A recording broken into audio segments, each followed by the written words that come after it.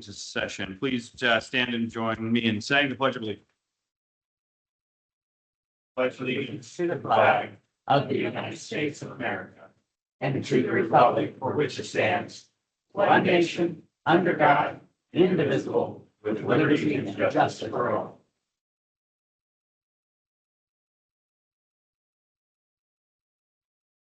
City Clerk, would you please call the roll?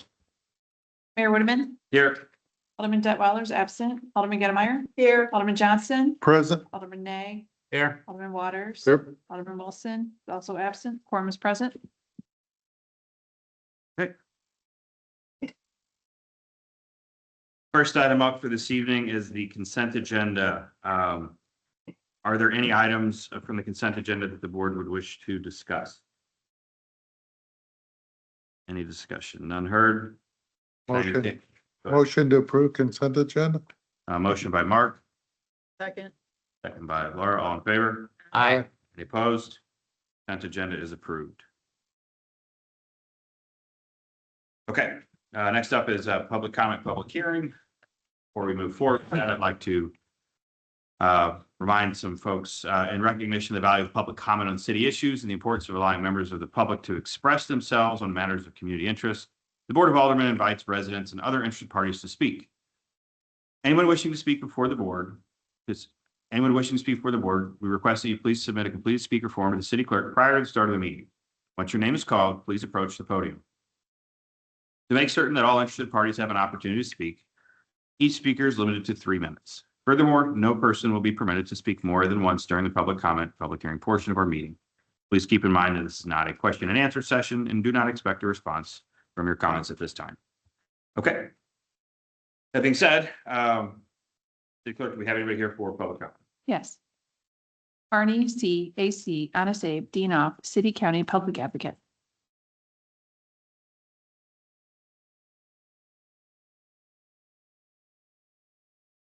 Good evening, members of the Board of Aldermen. My name is Arnie C. AC Dinoff, City County Public Advocate, running for County Executive in August. I see that the city keeps hiring people and growing government. I think that you have a limited budget, and I think you need to be cognizant of the residents' beliefs and how they want to see government, if they want to see it grow or not. Your city lobbyist, Tom Dempsey, what a waste of $30,000 of taxpayer dollars. He gets over $2 million from other clients, and you're at the bottom of the barrel. Matter of fact, I talked to the transportation commissioners at the Missouri Department of Transportation, and he got nowhere in terms of you giving the $30,000. Absolutely nothing. I speak before the commission and before the General Assembly. I can get a lot more done for you than Tom Dempsey can. Under Chapter 610.021 and 610.022 of the Revised State Statutes of Missouri, I'm requesting all reports of Tom Dempsey and his return or lack of return on investment on the $30,000 city's paid of taxpayer dollars. Speaking of state legislation, I'd love to give a presentation at a future board meeting of the 100 bills that are laying on the governor's desk. Of those bills, 17 are appropriations, 83 bills of general concern across all sectors of our state, and 17 bills really affect municipalities and political subdivisions. So please let me know if you'd like me to do that. The Encore Community Improvement District, who dropped the ball, the appointments? As a director term has been expired, one since April 19th of 2025, over a year ago, and another director October 18th, 2025. Are Bill Levinson, Dan Becker, Tim James serving the city's interest, or the owners Tom Kehrman and Jim Cook's interest? That's something that needs to be answered. Bill number 2624, Gateway Greenlight Program. It's a pork barrel taxpayer waste of the tune of close to $20 million across St. Charles County of our federal, state, and local funds. Bill number 2630, Engineering, Horner and Schifrin, in the amount of $306,000. Why are we contracting out with the engineering firm when you have a full-time city engineer? I'd like to know exactly what that individual does, because I'm sure you pay him over $100,000 a year plus benefits and pension.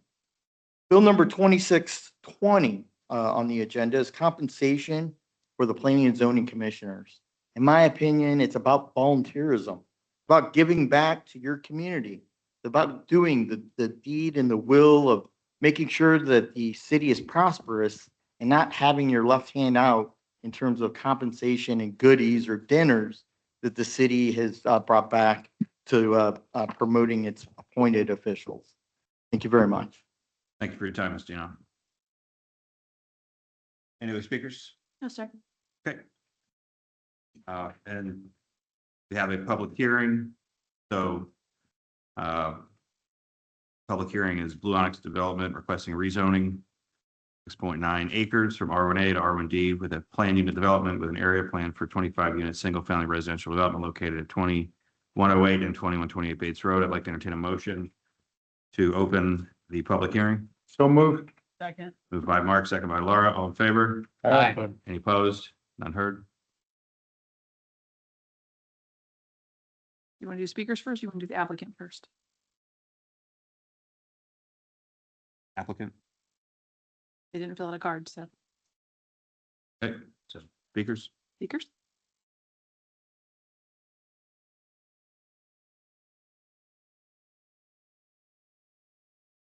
Good afternoon, Mr. Mayor, members of the Board of Aldermen. For the record, my name's Mike Faulkner. I'm Vice President of Sterling Engineering Company. Office is at 5055 New Baumgartner, St. Louis 63129. With me here tonight is Mr. Steve Valentine with Blue Onyx Development, and I'll have him come up in a little while, and he'll talk about the actual product, the homes themselves. And hopefully between him and I, we'll both be able to answer your question. We're very excited to present this new community here in Garden Prairie called Stillwater Grove. Location of the site is south of 364 and east of Bates Road. On this exhibit here, it shows the location of it's north of the Providence subdivision and east of the COVID Dardine. This site is a challenge because of the highway to the north, along with the existing single family that's to the west and the existing R1A private residence to the south. What we're proposing is detached single family residential, which is going to be in the R1D with a PUU. We're going to have 25 single family detached, 52-foot wide. The lots will range from 7,800 to about 17,147 square feet. Go ahead.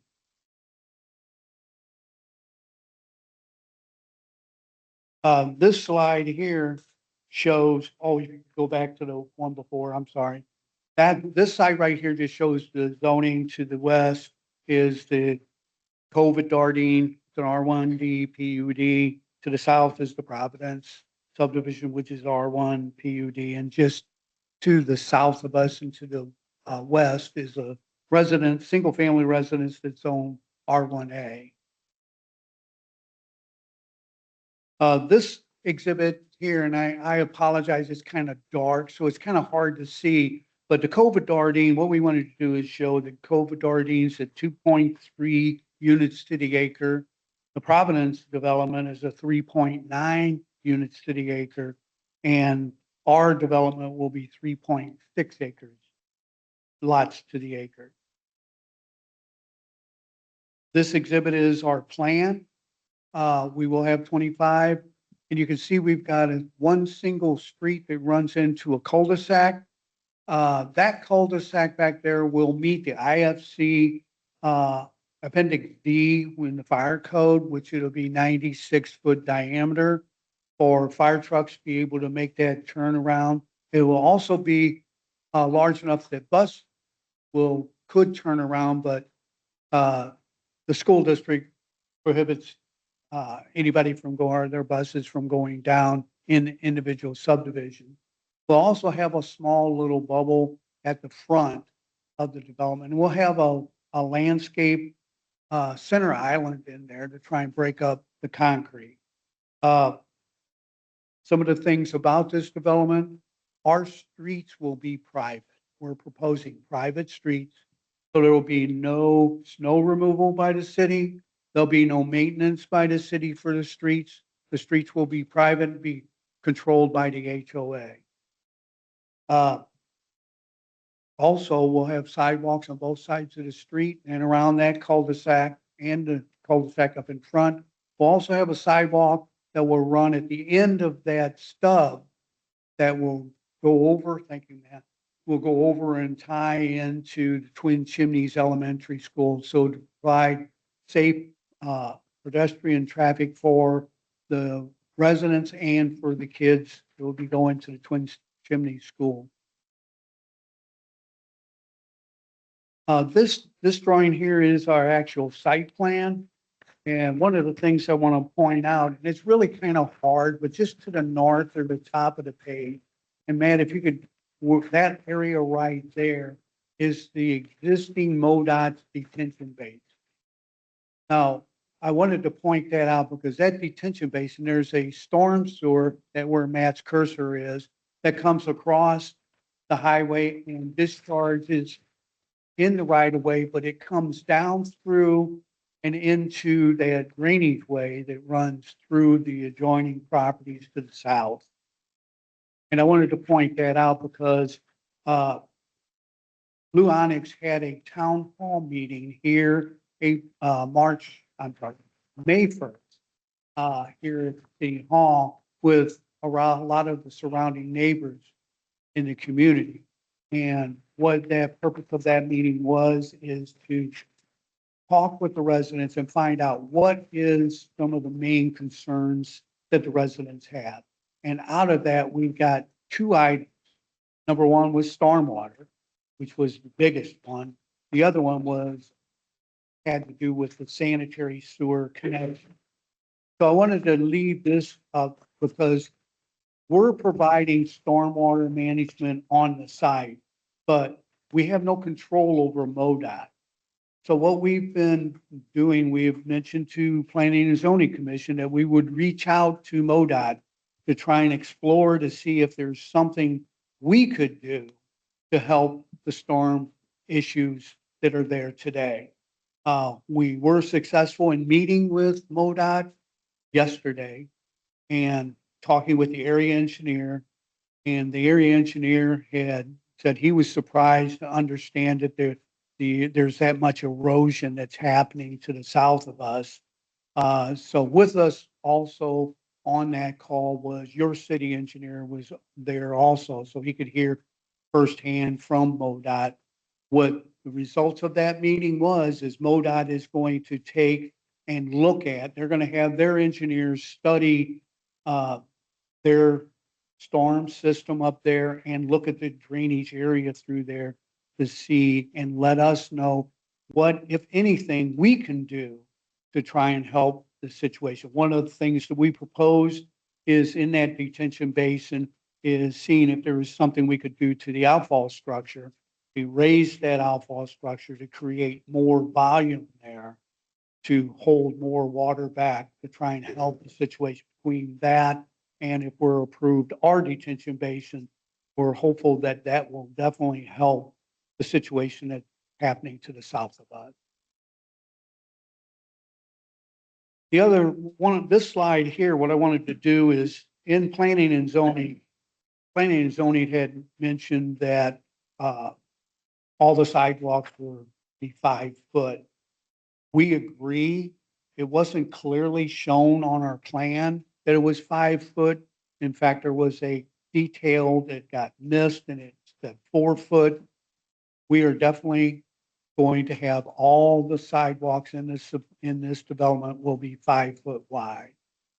Also in planning and zoning, the discussion was about the side yards. We had requested a 6 foot. And we had mentioned in the planning and zoning that we were acceptable to do 7 foot side yard instead of 6. This exhibit will run through it real quick, but what it does is it just shows each one of our models, how much square footage is for each one of those models and what their percent of coverage would be is on the next slide. And this slide here shows each of the lots. It shows each one of our models and what the percent of coverage would be for each one. Now, you'll see that there's NAs on lots 4 through 10. And the reason being for that is the residents in a Providence subdivision wanted to make sure that there was no two-story structures that would be there.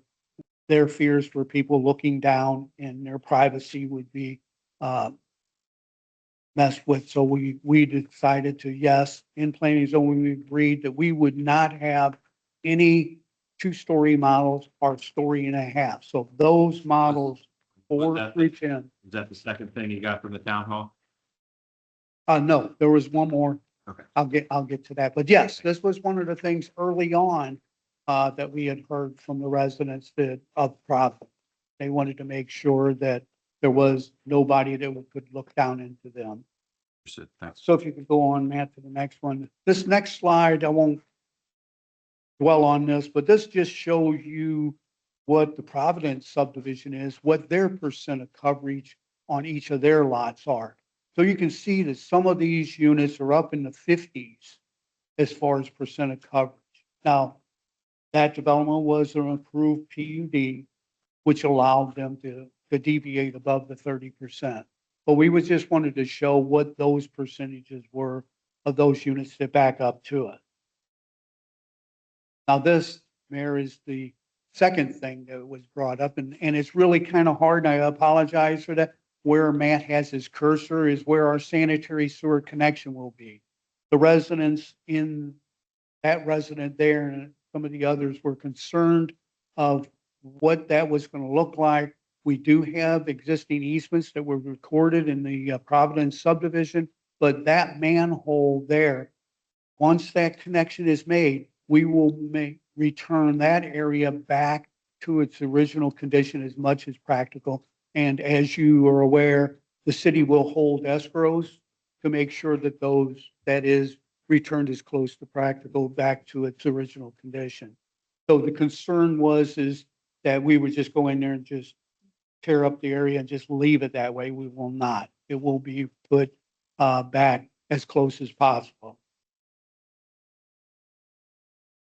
This next slide just really talks early on in our presentations. There at one time one of the older persons had asked, why couldn't we have access out onto the service road?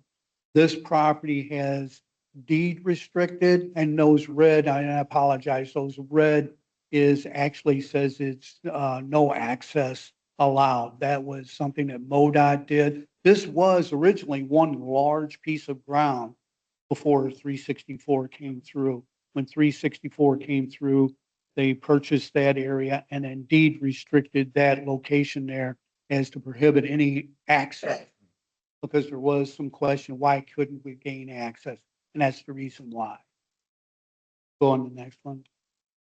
Now these, I'm going to have a series of these sections, and what these sections do, what they show is, and you can see on this, the first slide here is proposed lot 1, which is our proposed lot 1, and then the resident at 2132 Bates Road. And it shows that their home or their structure is 20 foot from the property line, will be 46 foot, because there was concerns that we were going to have the units right up on the property line. So this is to show you that the resident, our new proposed resident, will be 46 foot back, plus the landscaping that will.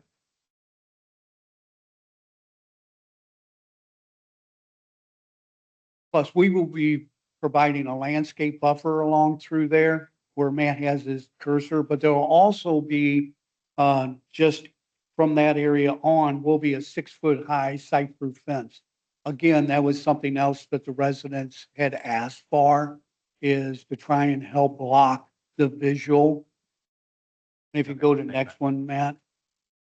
Next slide, again, this one also shows it the same. It shows that our structure is going to be 44 foot. That's our lot 7. And and the Providence Lot 6. Lot 6 is 27 foot from the property line. Again, we will have the landscape buffer and the 6-foot high site-proof fence along the property line. Third section here is also showing it now in this location, the lots have been actually pulled away. We'll have 50 foot to the property line, and the existing lot 11 at Providence is 28 foot. Again, we'll have the buffer, and they have a retaining wall that starts a little bit between section 2 and goes on towards east. That retaining wall there, which is on their property, will have agreed that we will do a pre and post inspection on that wall to guarantee, because there was concern at the last planning and zoning meeting, to make sure that the stability of that wall. So we will go out and inspect that wall before any construction, and then we'll inspect that wall after construction. Question on that. Is there going to be any additional drainage put in, like, against the retaining wall? I mean, I'm not sure the types of changes you're going to make with grading and everything, but, will that, what mitigation efforts are going to be taking place to ensure that that doesn't put any additional stress on that wall with the regrading, I guess, if you will? In our stormwater management plan that we have, man, if you could go back a few slides back to the ongoing right there. It's hard to see, but we have, oh, that's good if you can zoom in.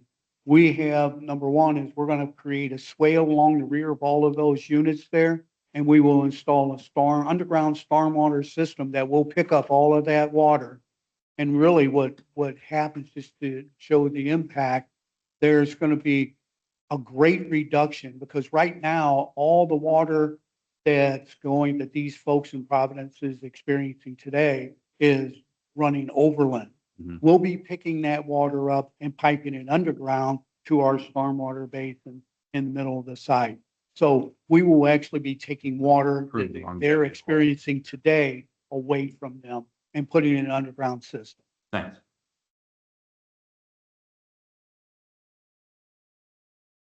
This last section here, there was concern that at the intersection of Bates and the South Outer Road, that turning movements that light trespass into the residence. And this is just to show that our residence is going to be, quite a distance away from that intersection. But there is also an existing buffer that'll be left there.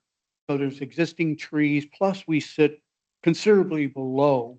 So really that light trespass will have very, very little light trespass that's going to get in there. And plus, you can see our units could be considerably away from that intersection. So just to summarize, won't belabor all this, we've got 0.87 acres of common ground or 25 lots. They're all going to be detached single family. We have 1 acre of existing tree mass that we're saving. That's basically along the northern section of the site where the main road is. All our streets will be private. So there'll be no cost to the city for maintenance or snow removal. And this is a definite low density development. And with that, I'd like to introduce Mr. Steve Valentine to talk about. If I may ask one more question, sir? Absolutely. Can you please go, you talked about bus turnaround, and I wasn't quite clear on the restrictions that they have with the bus turnaround and how that was going to work. They have restrictions going into the neighborhood. So is there going to be a bus stop by Bates, or is the circle big enough for them to turn around? Is that? It's that cul-de-sac is actually big enough for a bus to turn around. It's just that the school district tells us that they prohibit their bus drivers from going into subdivision. Now, where they're going to deliver the kids, but we will have the availability that if they did want to drive in there, that cul-de-sac is big enough to handle their buses. And the 46 feet of offset from the road provides ample space for a bus stop or some mag, some. Okay. I had Thank a you. question for your engineering. What about a sidewalk on Bates Road? Is there a sidewalk on Bates Road? I can't really tell it on the drawing here because there's a sidewalk that comes up to where your development will be, and with our Bates Road project, is that taken in consideration with what we're doing there? The sidewalk in particular. The Bates Road project only touches some spots of the sidewalk for repair. So Okay. So is there a sidewalk that will continue in front of your subdivision along Bates Road?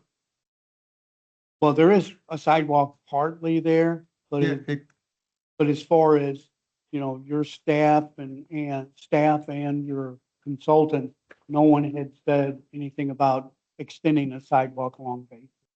I mean, I think that's a big concern for us to, have the pedestrian to be able to continue on up. Cause it just ends right there. yeah, Yeah, so it's also, in order to get a grant, we're required to have the Bates Road because the sidewalks are going to be widened in order for it to be bike accessible, which is part of the requirements for a grant, if I'm not mistaken, isn't that right? Well, the Bates Road grants the dedicated bike lanes. And the Decade, alternative to that was the widened sidewalks instead of dedicated bike lanes, which Right. the board wanted. that's why I was waiting, are we working together here with two projects? I mean, because I think if we're dedicated to putting the sidewalks in, we need to have this incorporated. Yeah, we definitely wanted the widened sidewalk alternative instead of the Right. widened bike lanes. Don't get me wrong, I like the project, that's not an issue, the sidewalks. We're already started on a project with Bates Road, having the pathways going through for bike path and everything. So I just think we're gonna need to coordinate something to get a sidewalk out there, and hopefully that's not a problem. I don't Well, know. there is sidewalks out there. It's just to what extent did you be looking at?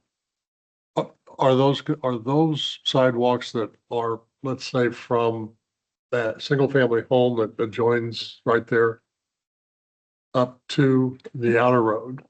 Are those consistent with the width of the sidewalks we would otherwise require? Yeah, they're the 5 foot, yeah. They are 5 foot? Yep. Okay. And they're in decent condition?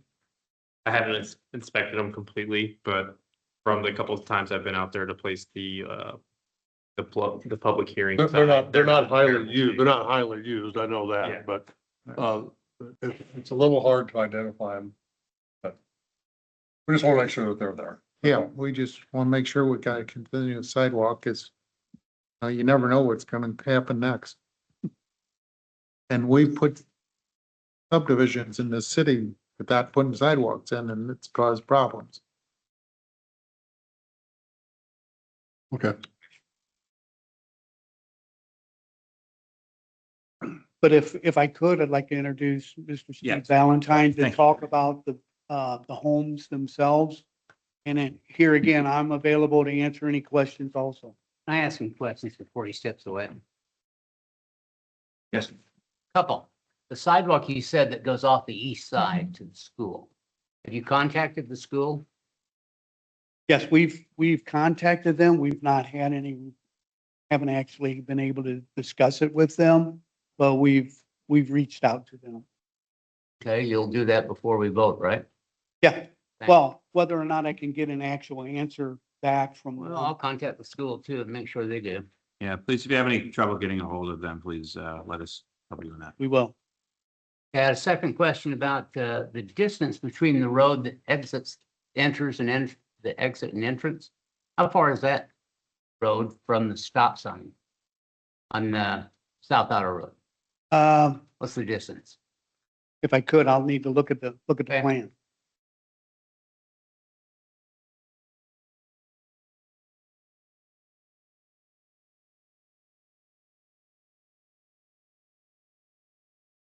Matt, we're projecting to widen that road there for a turn lane there at the end of Bates Bates Road? Road to the outer road. When that gonna be expanded? Not anything that I know of, not any grants we have right now, no.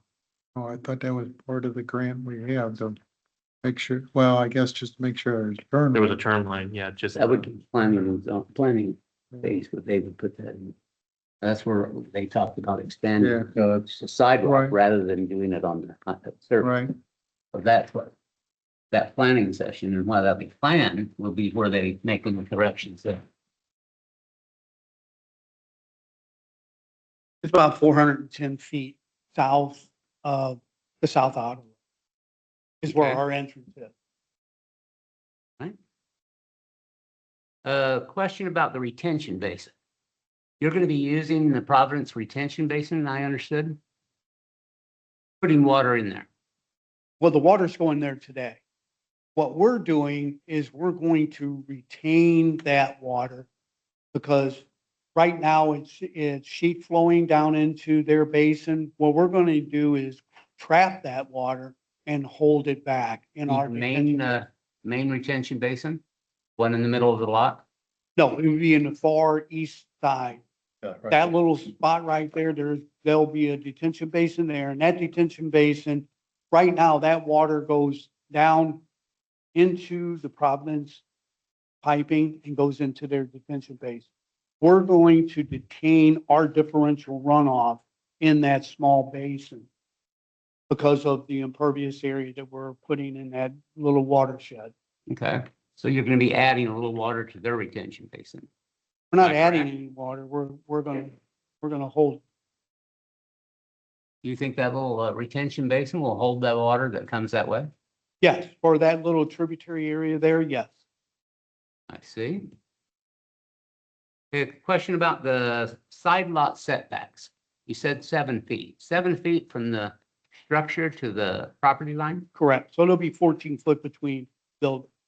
Okay, 14 foot. One of the things I wanted to just mention here, did anybody know that there was a fire on Sunday in Winghaven?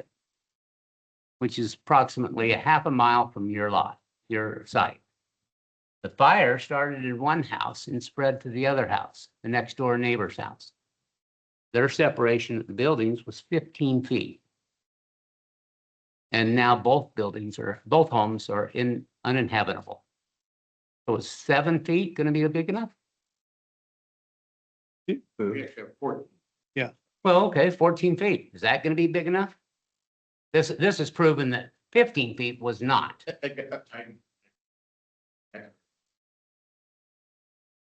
The same. There's the same as yours. Vinyl siding on the sides, the roof's the same, the wood's the same, the grass is the same. You see what I'm saying, don't you? Part of our job here is to determine if the buildings are far enough away. So let's just take an example. If we, how far away should it be that two houses, one house catches fire and the other one doesn't? How far away should they be from one another? Or do we need a fire expert to come in and tell us? That's why these are theoreticals. That's what we consider is not how many structures per acre. We consider how far they have to be so that one house burns and the second house doesn't. Those are things that that's our job to figure out. Your Well- job is something else. But I think also you have to realize too, that today's materials that are used and the fire requirements on the building codes that we have to do today are a lot different than what was done in Winghaven. I disagree. I think this vinyl siding is exactly the same. Is it not? It's vinyl, which is made from petroleum, which is highly flammable. Would you not agree? And yes, some of the vinyl siding over there, it melted, but then it caught fire and burned. And so two houses in Winghaven are, If we're suggesting that that building is final, no, I'm not suggesting that. I am not. All I'm saying is the distance between houses. If I checked my house today, you know what the difference between my house and the neighbor's house? 25 feet. And we're one of the small, we have one of the closer knits because his is getting crock-eyed some way. And so he's closer than normal. 25 feet. And it gives a very nice look to the neighborhood. 14 feet seems rather close. I'm just making observations. very difficult for me to. I Well, understand. that, for me, they see fine, but my neighborhood is spoken, so, I have. It varies around that, those things, that's, obviously, we want our pay for our customers. I agree. Everybody does. So we follow code. We build fast building standards that we apply. And we're also trying to be smart about it. It's awful that homes caught fire, and hopefully nobody was injured in those fires. Right? That's what we want for all of our. Right? But no different than anything else. We try and balance best and top. Exactly what you did. Right? If I said they all have to be 100 feet apart. They wouldn't catch fire. We know that. Exactly. Right? So at what point, kind of that number that makes no sense, make sure that we're providing a cost-effective solution. I understand all that. I've been lectured many times by developers in this very point. I'm not lecturing. But the other side of it is that we look at things for the people, the residents that haven't even moved here, that will come in 15 years and move into that development. We have to consider that. You don't consider that. We do. We consider, are the houses going to be safe? Are they going to suffer the same kind of, what do we need to do to make sure? Just tell me what the zoning requirement is for an R1D. Side lot setback. 10 feet. Okay, so how much would it normally be? And the distance between the houses? 20 feet, just like mine. Holy cow, and who could have believed that? 20 feet. So why don't you do 20 feet? I know this was a question that was asked at the planning and zoning. Why don't you do what the zoning says? Well, actually, the conversation was, our application was at 6 feet. And we did not know the precedence in Garden Prairie for a PUD was for 7. Okay, and I We were agree with that. we were unaware. But and the we- commissioner who asked that asked something else, right? Why don't you make it bigger? It makes the homes more expensive, pure and simple. We try to have a balanced, beautiful community that functions right, but it's also fiscally viable for people to buy and come and live here, even as is. We're making this very premium neighborhood. These are going to be transacting in the mid-high 6s. That is getting to a price point where now I'm worried, generally speaking, are we getting too expensive? And this more philosophical. That's just developer. Just like you said, you're worried. So I disagree that I don't care about my future, my residents. I absolutely do. I'm not saying all do. Me personally, I do. Talk about that later if you will. Okay. I do care about that. And I also care about financial viability, responsibility for our community. And I could make, and you could absolutely say everything should be a 1 acre lot. And then everything has to be $1 million home. We could absolutely, again, as a board, right? you Well, guys we could do that. You guys could do that. You could enact it. Okay, so let me just clarify. I never said that you weren't concerned. I said that's not your job. Our job is to do that, is to be concerned, because these are going to be the future residents. So when the houses in Cove of Dardenne were built, cost of the land was a lot less because there was a lot of land. Cost of the houses was substantially less. Do you have any idea how much they were then? They're only 28 years old. 28 years old. How much were those houses when they were new? I had to guess between 180 to 250. 105 to 125. And if you drive through that neighborhood, you'll say these are very nice houses. The neighborhood looks nice. There's enough houses there, to make it a very acceptable neighborhood. So what's the difference? Why now? Is your land costs too high just to buy that land? It's every piece of work contributes to it. Well, I'm just, Inflationary pressure. So I don't want to get into all the different periods. No, of I time, but just most some recent general inflationary things. pressures were on average, right, in the national basket of goods, anywhere from 6 to 9%, depending on what it be. Well, Okay. It's a basket of goods, which means it's taking everything that feeds into it. Construction was at the high end of that basket of goods and typically ran in 10%. And that's 10% year over year. What I pay now for just concrete, you guys know, you guys work in concrete is much more than I do for certain. I used to be able to do a slab replacement, just a single slab. I used to be able to tear it out, replace it for $600. Okay, I agree. I think things have gone up. I just had a quote not that long ago, last days. It was over $4,000, same slab. I understand that as well. So it's, all of these things are contributing. and All of I these things understand are wages- contributing. I understand wages have gone up, not at the same time. So is the houses being 600 and, what'd you say? At 25? closing, 650,000. 650,000. Is that higher than the rate of inflation for the last 28 years? Yes. It is. I don't know the cumulative effect of that. I'd like to run the numbers. So I'm just I know there was a asking these period of time questions. where it was 10% year over year. You get pretty high escalator pretty quick. Right, I understand, but these are the questions that people are asking me. Why? Why do we have to have the houses so close together? Why is the density so much more important than it used to be as far as it's compounded? Our density is less than our neighbors to the south. Well, is it really? Yeah. I mean, the neighborhood to the south is extremely nice. And the picture I've been looking at looks like it's pretty crowded. I'm just asking these questions so that I've done my due diligence in asking these questions of you. All right?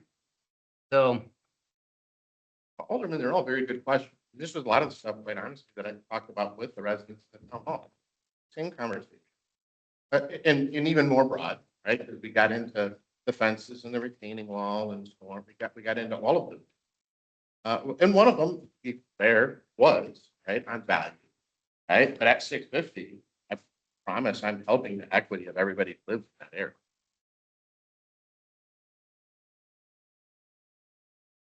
okay, I don't think that that's their concern particularly, but yes, all right. It came up. Yes, all right. All right. You're right. There were many concerns. We tried to make sure that each one is heard, addressed, and answered to the best of our ability. I think the biggest one, as Mike had pointed out, was really wanting to understand storm. Really, what could we help with that MoDOT water? That right now, whether we do anything or not, they're having that erosion. And it will continue.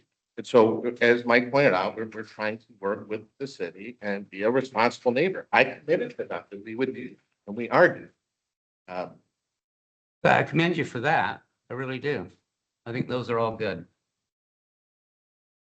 So those are the end of my questions. But thank you for your answers. I do have a couple of questions, if you don't mind. Yes, sir. Go ahead. I believe the first time that you came or in your presentation from, I believe, March, when it was not accepted as a plan, there had been discussions about the garages and the size of the garage for the purposes of being able to store. So those were the bill of floor plans. Right. The previous application. Right. And so we addressed them in the bills. They are already addressed in our single. Okay, I just want to make sure that didn't get lost between the villa and the single family. Good question, and we did talk about it also at planning. So we're consistent in we've addressed it. We're comfortable.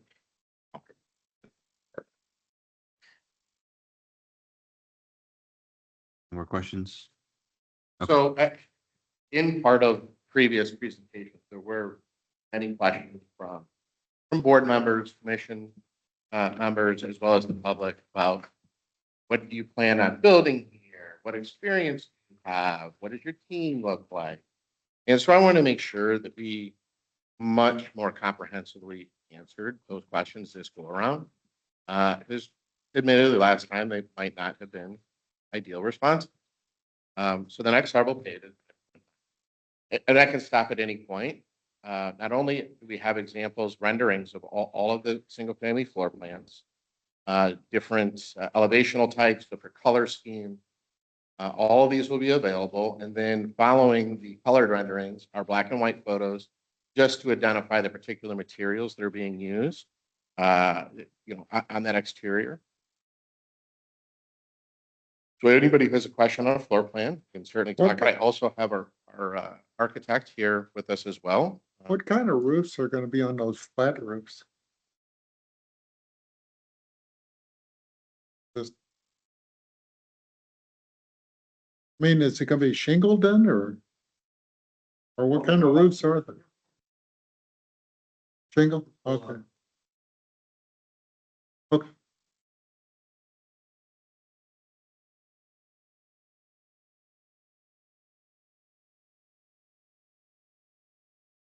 Okay, Also, one of the other questions that came up again in the previous, where else are you building these?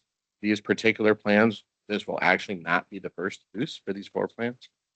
We are developing a project in Chesterfield currently, that they will go on sale end of third quarter, beginning of fourth quarter this year, when we're done with our land development at that site, which is at Olive and Hog Hollow.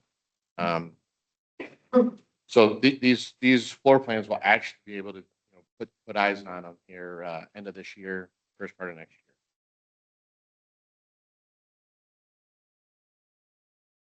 what's your timeline are you looking at roughly? So generally 6.5 to 7 months of full development. That's once we have a fully approved set of plans. So that, between the iterations associated with that, it can take All right, so 60, 90 days. So sometime in 2027 before we would open for sale.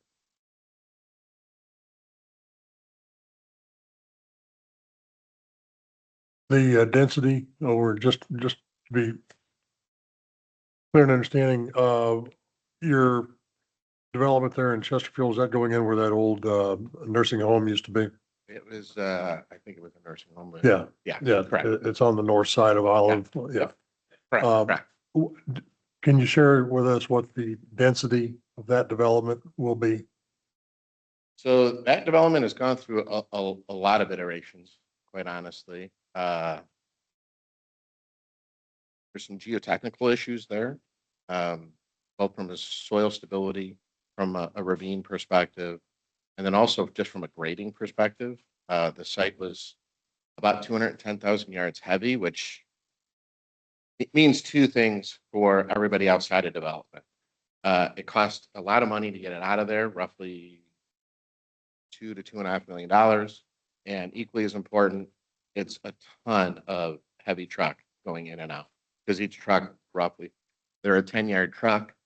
They usually get about 9 in there if they actually load it properly. You can divide 9 into the 210,000 yards. That's how many trucks would just be coming out hauling that dirt. So when we made adjustments for that, we went from 81 units down to 59 units at that particular site to avoid the $2.5 million earthwork hit. But roughly that site is 2.2 units to the acre, somewhere in that ballpark. Okay. Again, a low density community, and that's actually, to be fair, a mixture of this single family home product, and but we have 35 lots of this product, but there's also 24 lots, excuse me, of townhome. Okay. Well, Price point about the same. new. That's what I was going to ask you. A little more The townhomes, we expect those to transact in probably the mid to high 7s. And the single family will probably be right around $1 million.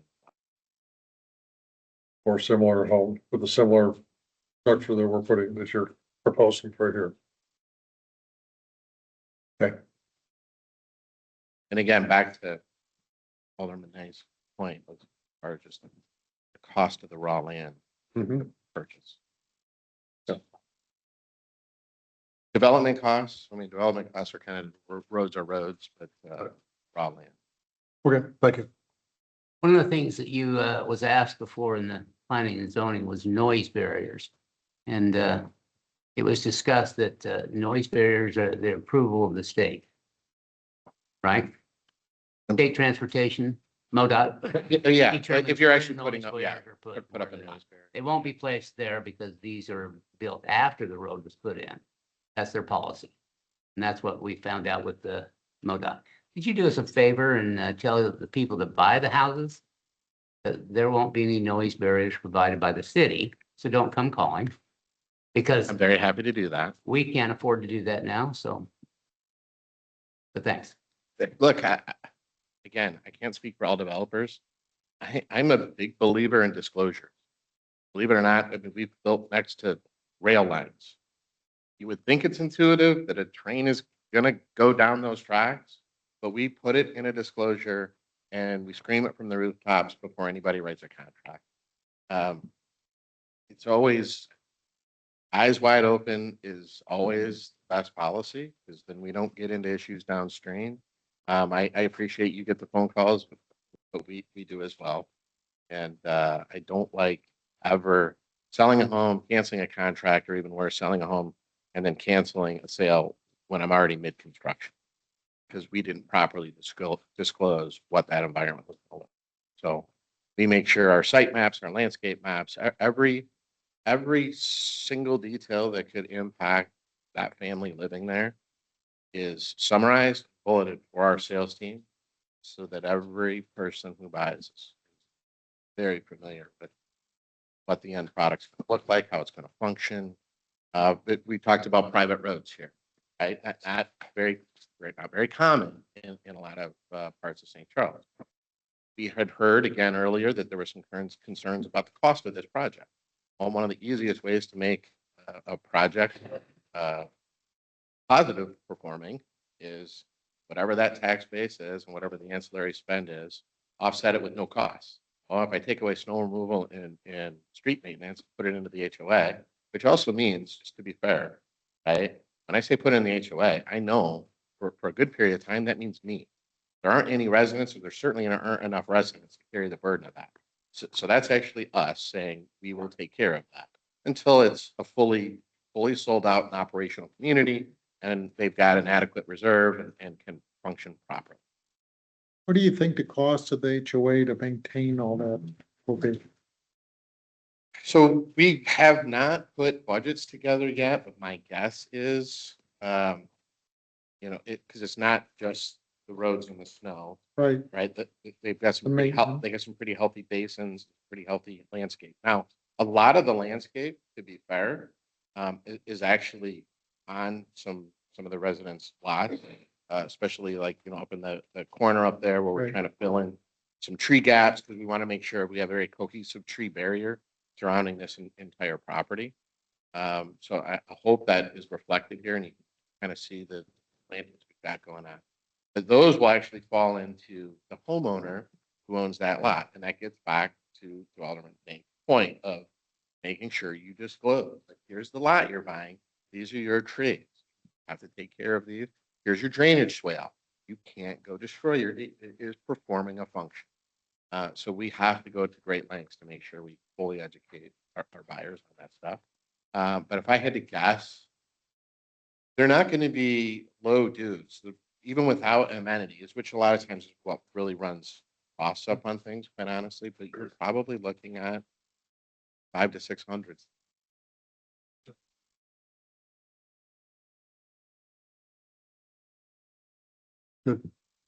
Okay, any further questions? And any further comments? One last thing, and again, they're in the deck, if anybody wants to look at it, but previously there was a question about the experience of the overall team. The team, we've got over 150 years of building experience in Metro St. Louis with literally thousands of rooftops. Responsibility of either myself, our architect, our superintendent, our head of operations, our salesperson. They're all extremely tenured folks here in Metro St. Louis. So I threw that in there because it was a question that came up previously. I wanted to make sure I could at least provide some of that information. so you're not an out-of-town developer. And not an out-of-town developer. That's a good thing. I mean, do some of us had experiences?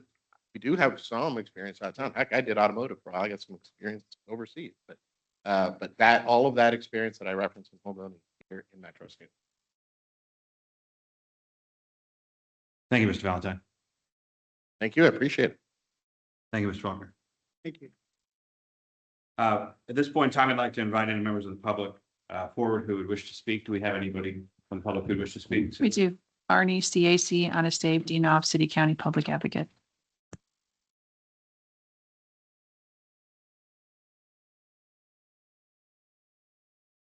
Thank you once again, Mr. Mayor, members of the Board of Aldermen.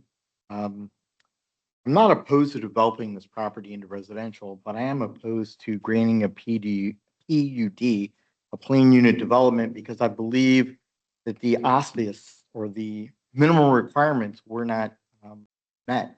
That threshold has not been proven beyond a reasonable doubt and a hardship according to Chapter 89 of the Revised State Statutes of Missouri governing rezoning issues and Planning and Zoning Commission. The county is currently going through a comprehensive land and zoning plan.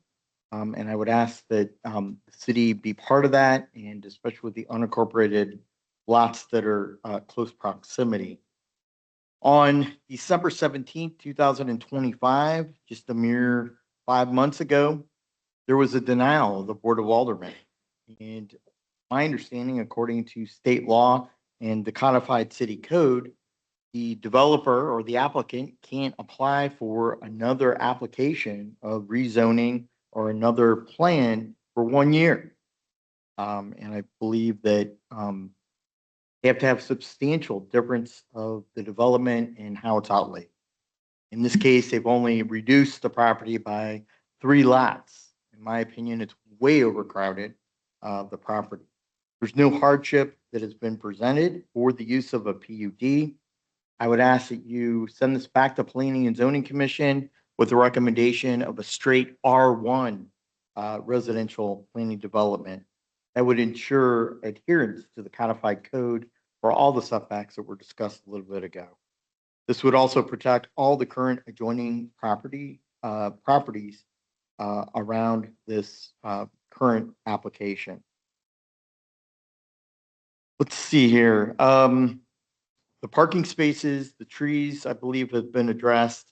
The sidewalk needs to be addressed, and that's been brought up also. I think it needs to be a 10-foot Americans with Disability equipped multi-use path. I implore any of you to go out there any evening to see the amount of residents that walk along the 364 outer road, and especially down Bates Road. There's a lot of walkers, there's a lot of bikers, and there's a lot of recreational use. And I think it needs to be mandated that a 10-foot use path needs to be created by the developer at their expense. Also at their expense, I believe that there needs to be dedication of land for future road improvements of the property. Let's get on top of that now and part of this package deal rather than wait long or a few years down the road where taxpayers are on the hook on their shoulders to pay more land use dollars to get that needed right away. Where are the letters from the Wentzville Fire Protection District that a ladder truck can actually turn around in that cul-de-sac? And a letter from the Fort Zumwalt Transportation Department. The bottom line Thank is, you, and I'll Mr. end it, Dinoff. Mayor, is the bottom line Thank you, is, Mr. Dinoff. Your time has expired, sir. this is coming, Thank you, Mr. Dinoff. and Your it's time has about expired. profits of money. Thank you, and Mr. Dinoff. Screw Your the time has city. Expired, sir. Thank you.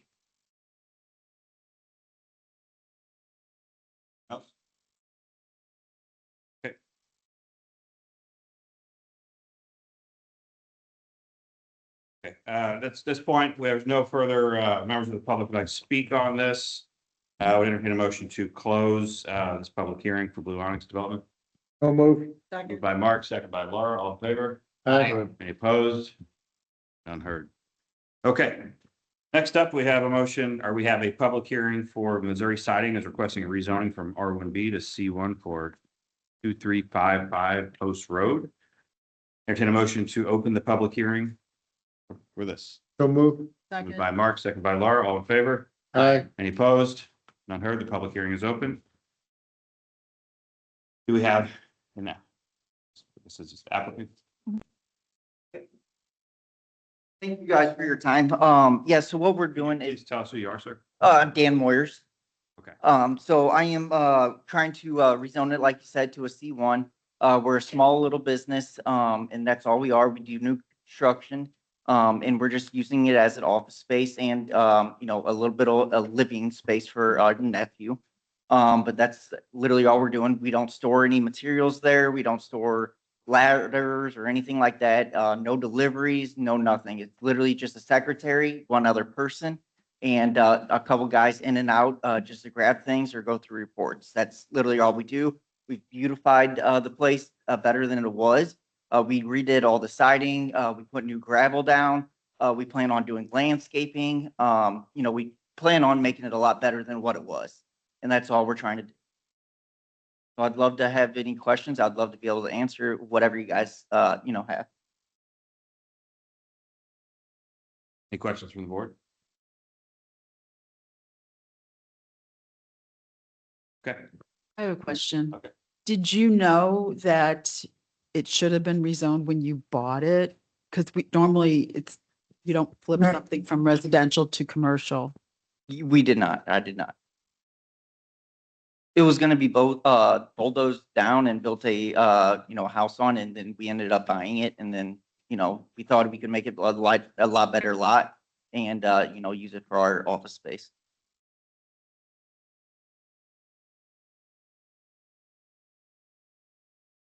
For the question from the board. Thank you, Mr. Moyers. Thank you very much. Any other speakers? Arnie C. AC Anasay Dinoff, City County Public Advocate.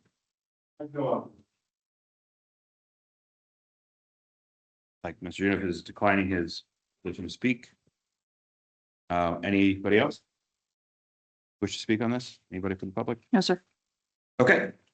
With that being said, and no further discussion from the board, I would like to entertain a motion to close this public hearing.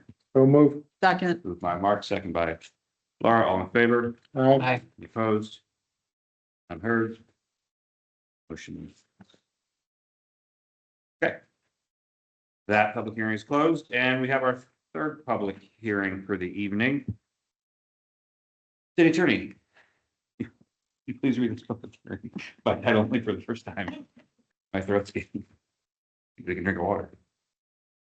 The public hearing is a proposed amendments to sections 405.175 and 405.180 of the municipal code, including but not limited to revisions to the RM multiple family residential district regulations related to permitted and conditional uses, density, minimum lot size, building height, yard and setback requirements, architectural standards, and related development regulations. Additional amendments to the C1 local commercial district to address the allowance of single family and multiple family dwellings for planned unit development, parens PUD, closed parens, process and associated density provisions. And I entertain a motion to open this public hearing. So moved. Second. Moved by Mark, second by Laura, all in favor? Aye. Any opposed? I heard this public hearing is open.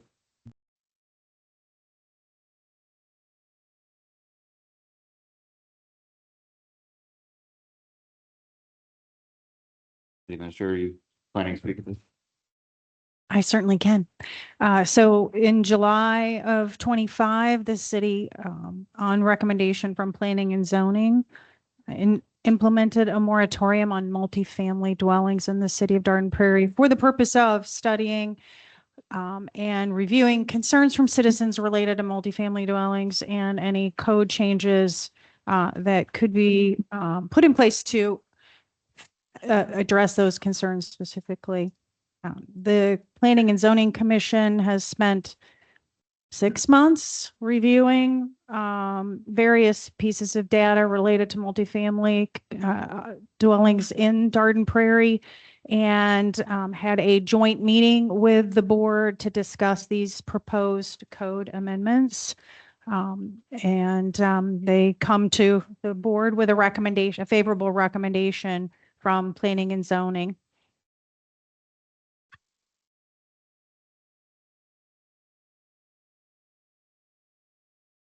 Okay. Thank you, City Administrator. Kathy? Anybody here to speak on the subject matter? Arnie C. AC Anasay Dinoff, City County Public Advocate.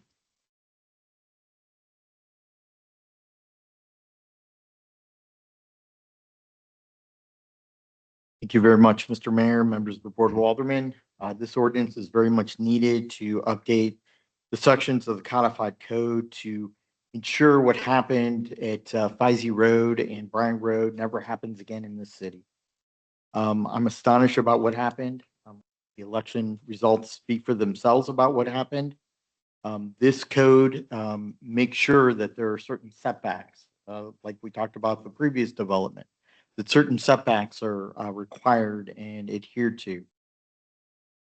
It's about density, making sure that we're not cramming each and every house or dwelling or apartment or whatever type of housing it might be on as much possible land as possibly can be crammed on a piece of property. It's not always about profits. It's about quality of life. It's about drainage. It's about erosion. It's about school, about providing basic essential public safety services to residents. And I think we two times or most times forget about the effect on community and adjoining neighborhoods and trying to cram as many parcels or as many dwellings on a piece of property. And it comes about a cash cow rather than what is good for the community. I'd also like to see that the city abolishes, in terms of multifamily dwellings, any type of special deals or any creation of additional special tax districts, which is also on your agenda tonight. I think that those special taxing districts level another playing field of additional taxes on residents or sales taxes on any commercial entities. I'd like to see you finally end the use of Chapter 100 of the revised state statutes, which is tax abatement, which is basically a free ride of property taxes and personal property taxes for them not paying those taxes. But in essence, residents on the back of their shoulders are paying for capital improvement projects such as roads, infrastructure, and they get to capitalize on those items and then turn around and sell the property to another developer or another company that's substantial profit on the backs of taxpayers. And I think that those issues need to come to a halt.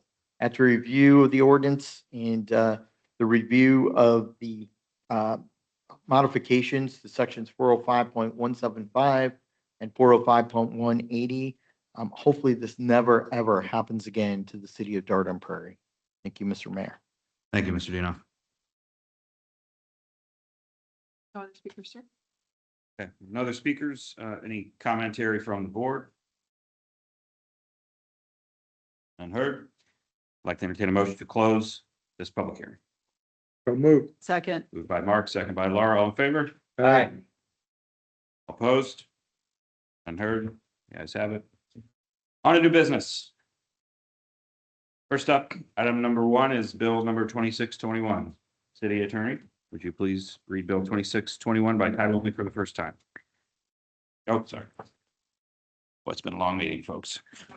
Entertain a motion to read bill 2621 by. So moved. Second. Got me all in favor? Aye. Any opposed? Unheard. City Attorney, bill 2621 by title only.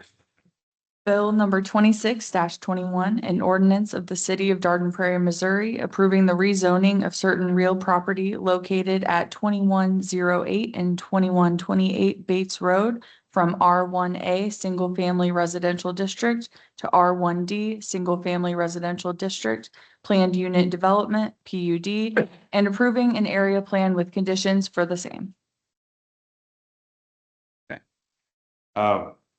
In this case, is there any discussion, any further discussion or?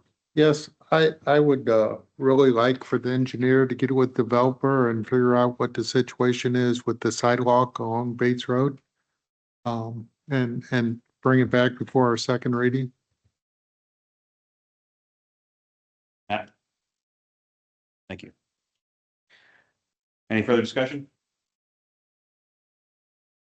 Well, usually Carla gives us a recap of kind of what happened in planning and zoning. And it'd be helpful to maybe hear from Mike if, I don't know about, because she told me that there was a lot of discussion. Kathy, were you there? I was there, absolutely. you I can can, give it. I think there was discussion about the side yard setbacks. And I will note that Providence was constructed in 2011 under a PUD, and the minimum side yard setback is 7 feet on that project as well. They just spent a fair amount of time, as we said, discussing the stormwater and the drainage, and resolving that. And there's a number of conditions that were included in the recommendation of approval that came from Planning and Zoning Commission for this project.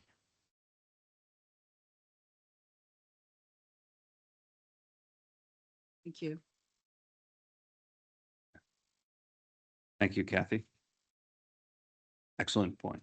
Laura, appreciate it. Any further discussion, questions? If not, we will move on to item number 2.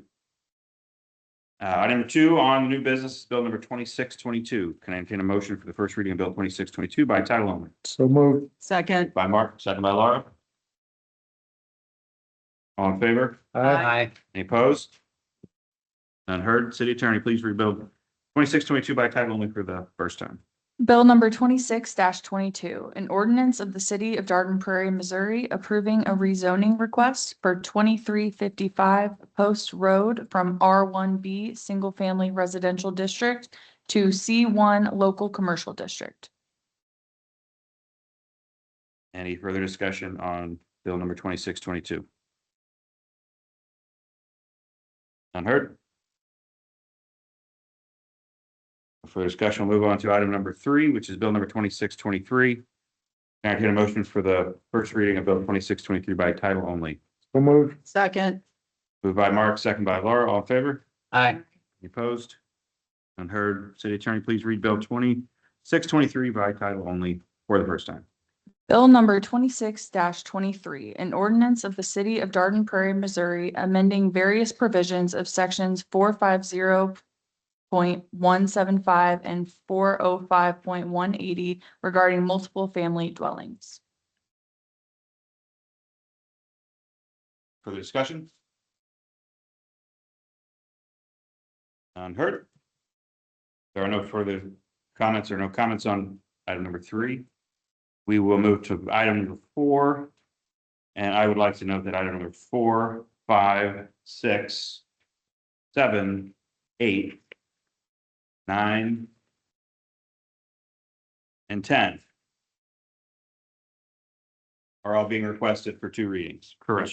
For those reasons we discussed in the work session. So in order to rehash that and discuss it in each one, I'd like to bring that to the board's attention now and ask if there is any objections or any further discussion on 2 readings for these items. Well, no. I was gonna say, all right. That being said, we'll just go through first, second reading, and we'll go through each one without re-explaining that all the way to item number 11. Okay, next up is item number 4, which is bill number 2624. Can I entertain a motion for the first reading of bill 2624 by title only? So moved. Moved by Second. Mark, second by Laura. All in favor? Aye. Attorney, please read bill.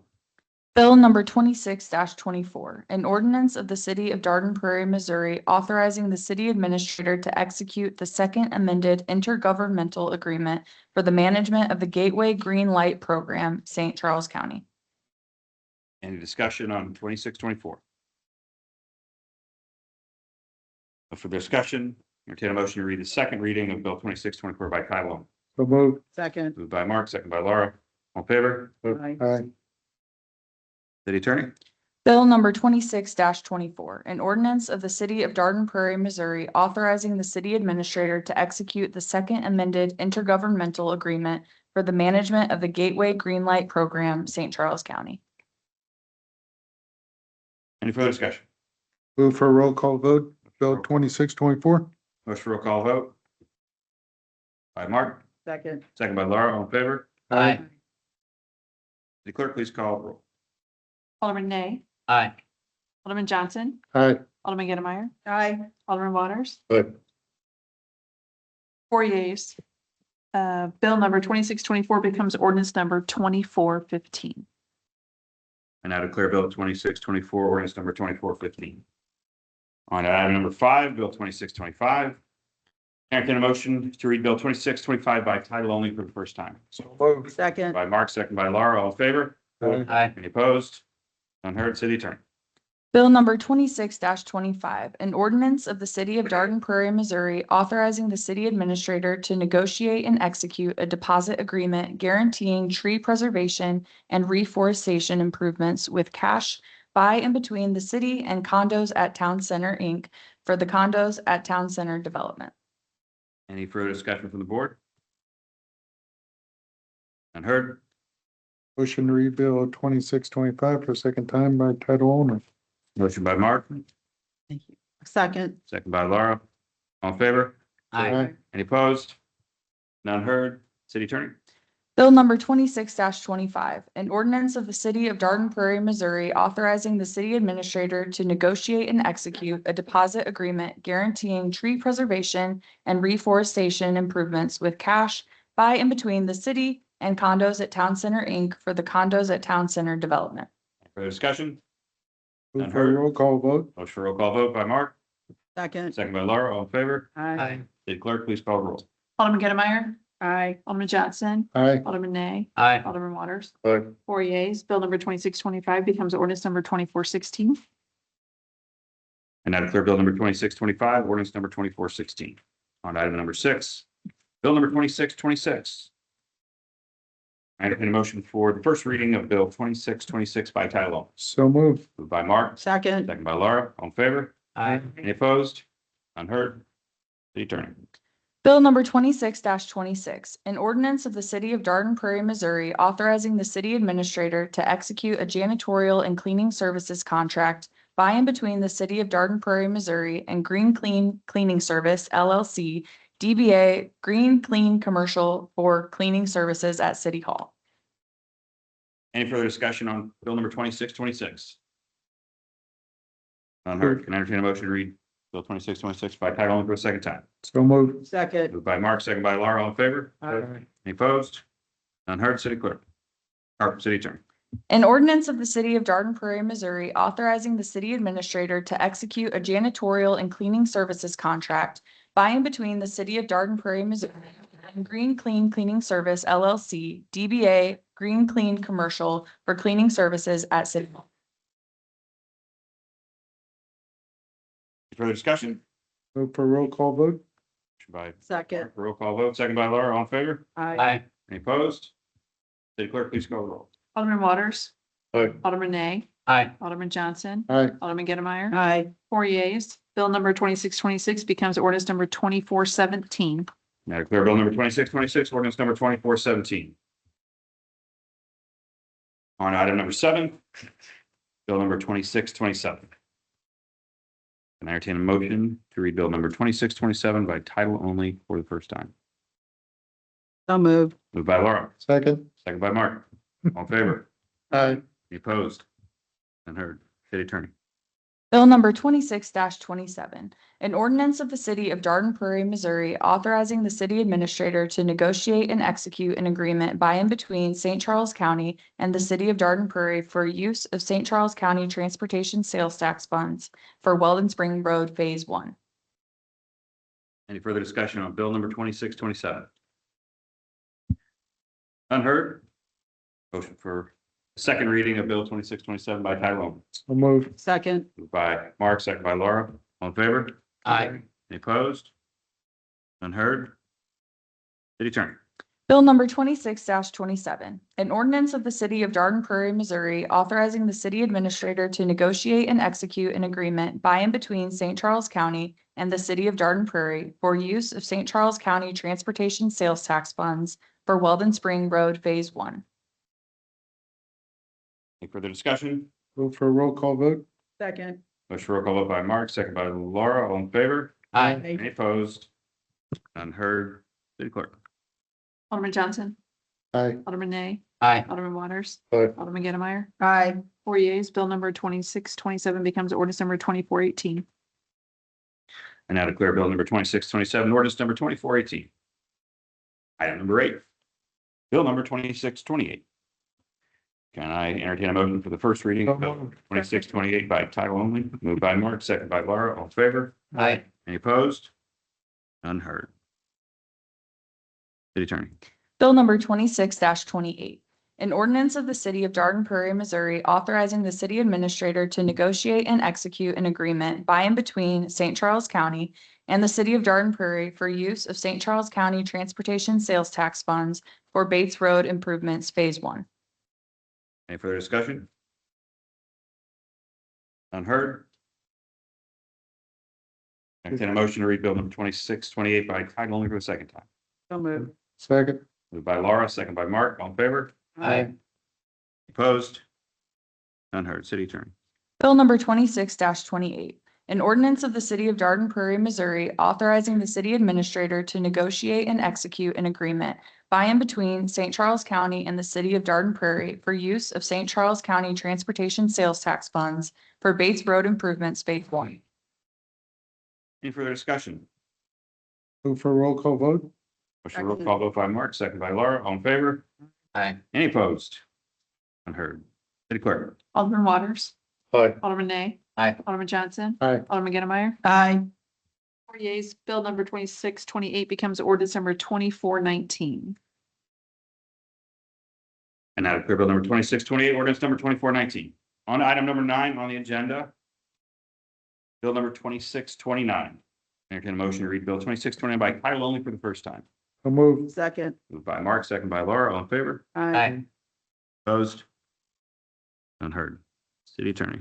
Bill number 26-29, an ordinance of the city of Dardenne Prairie, Missouri, authorizing the city administrator to negotiate and execute an agreement by and between St. Charles County and the city of Dardenne Prairie for use of St. Charles County Transportation Sales Tax Funds for citywide safe routes to school. Further discussion on Bill number 2629. None heard. Motion to read Bill number 2629 by title only for the second time. So moved. Second. Moved by Mark, second by Laura. All in favor? Aye.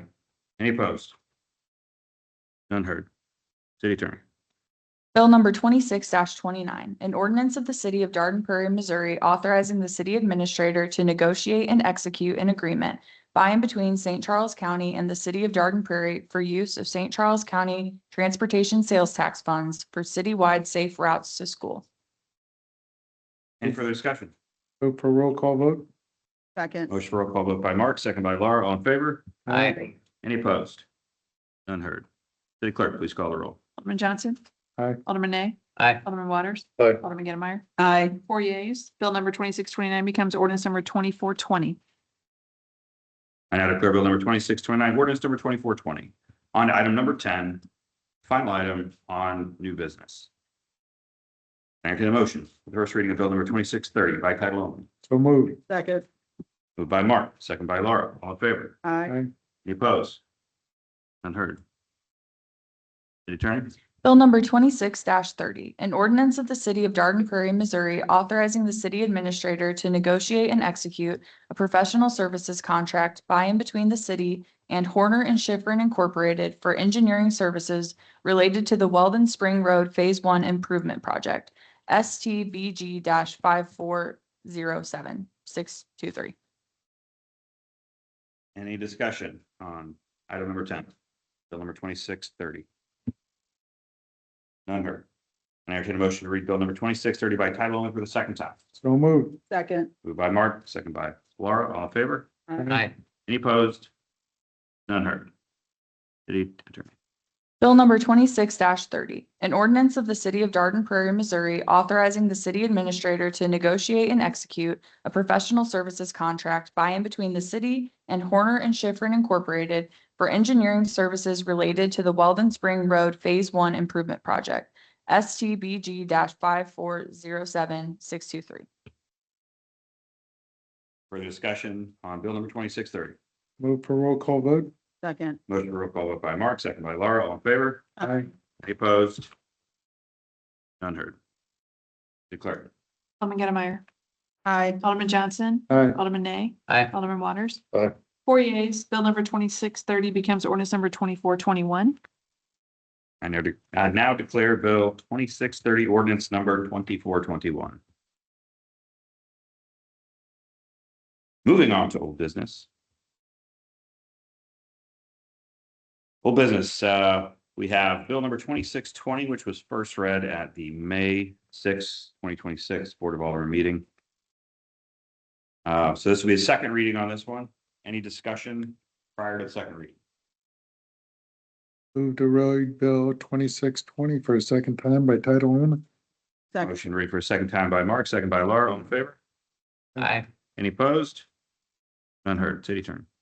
Bill number 26-20, an ordinance of the city of Dardenne Prairie, Missouri, amending the municipal code of the city of Dardenne Prairie, Missouri by deleting section 400.020 of the municipal code in its entirety, enacting in lieu thereof a new section 400.020, and providing for the compensation of members of the Planning and Zoning Commission. Discussion on bill number 2620. Move for a roll call vote. Second. Motion for roll call vote by Mark, second by Laura. All in favor? Aye. Any opposed? Unheard. City Clerk. Alderman Gettemeyer, sorry. Aye. Alderman Johnson. Aye. Alderman Nay. Aye. Alderman Waters. Aye. 4 yeas, bill number 2620 becomes ordinance number 2422. And now declare bill number 2620, ordinance number 2422. All right. That was sprightly.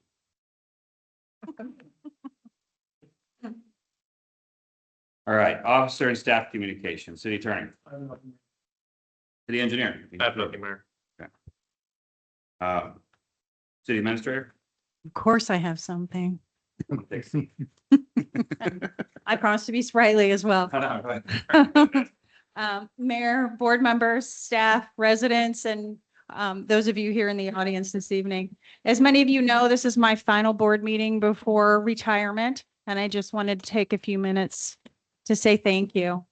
While I have appreciated the opportunity to serve the city of Dardenne Prairie and work with elected officials, my biggest thanks truly goes to the staff.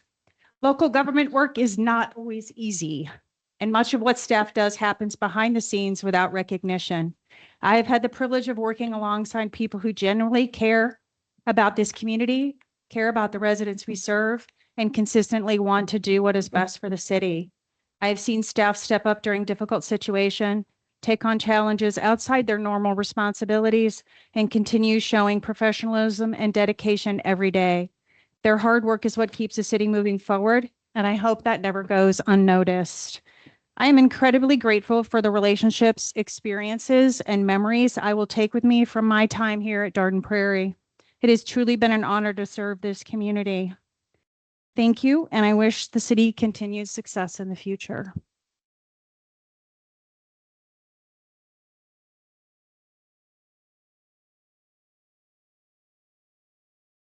Thank you, Kathy. Alderman. Comments from the aldermen? That leaves it up to me. Let's see. So got a couple items before we talk about Kathy leaving us. So one of the things that I want to thank all the members from the HOAs that came out. I know this was discussed previously in the work session by the city administrator.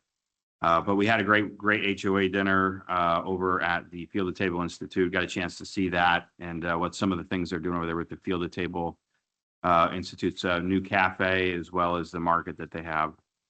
It's exciting stuff, and we're appreciative of those HOA members that did come.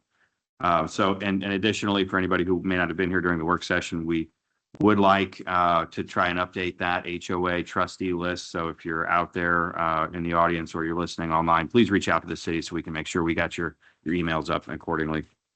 A really exciting event is coming up, and again, it was discussed in the work session, but I'm very excited about this and really very proud of the level of effort that's been put into this from the staff. And we've got some very exciting things in Kids Fishing Day. So this is our first shot at Kids Fishing Day. We got a nice 15-acre lake that's got fish in there, but we also stocked it to additionally to make the event more successful.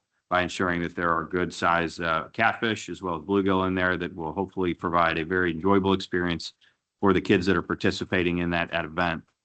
The city staff has gone out of the way and have worked towards building sponsorships and partnerships with local community vendors as well to provide some of these items at discount prices or in donations in some cases. So, and including that, we're also going to raffle off a fishing trip, which is going to be sponsored by the vendor that's going to be sponsoring it, as well as the board and myself are all going to contribute to that to make that possible, to send whoever the lucky winner of that trip is on a fishing trip on the Mississippi to go hopefully catch some catfish a little bit bigger than what we have in our lake. So excited about that. I think it's going to be a great time. And as Kathy said, it's sold out at this point, but something we hope to do year over year. And thanks to Kathy and the staff for all the work on that. That is much appreciated. I want to touch on Kathy, you're leaving us and, we had a bit of a going away, cake and cry event earlier. It's really fun. So, we had a chance to talk and, go through the, we regret, that Kathy has elected to retire, but everybody has to at some point. And now is a great time, for her in her point in her life, and given her grandchildren moving back. And we're very, sad to see you go, but we're very, grateful for your dedication and commitment to the city, to ensuring that the city runs effectively, working with the staff and leading the staff. Your leadership is very notable, and we certainly will miss it. And most importantly, your dedication and commitment to residents, your compassion and your level of communication to the residents is unmatched, and really gonna miss having that around. And we thank you so much for your time and your commitment to the city, and we wish you well in your adventures in Maine with your grandkids. So thank you so much.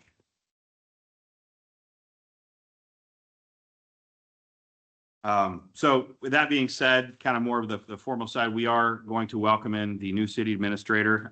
Kathy was instrumental in helping us select a new city administrator who will be replacing her position this Friday at, well, technically it's Saturday at 12:01, I think, for the ordinance. So Kyle Michael is coming in. He's coming from Ashland, and he's moving to the area from Ashland.